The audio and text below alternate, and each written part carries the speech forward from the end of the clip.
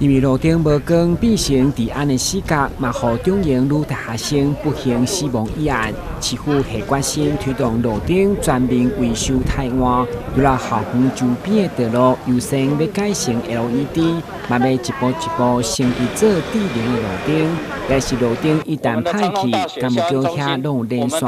影，会当马上处理，弥补人工存在的不足。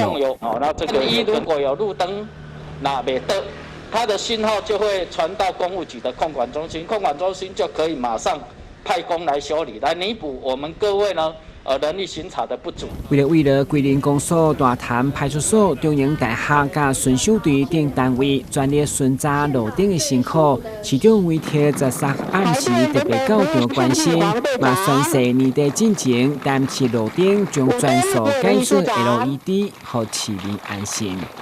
路灯看起来是小事，但是对我们的安全是大事，尤其对在地的学生的上下学同学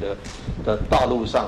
这个必须要保持一个安全的这个部分。那所以说，我们中长期来讲，我们还要再有更多的安全设施，还有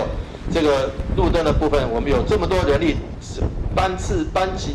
这么密集的巡守。其实我们现在这路灯的改善，如果能改成智能路灯，每10盏还是每15盏有一个智能路灯。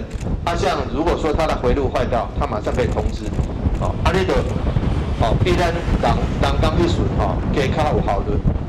我们人工去巡嘛，人工去巡安全，看还有哪些地方。但针对路灯的部分，我们要赶快让这个智能路灯上路。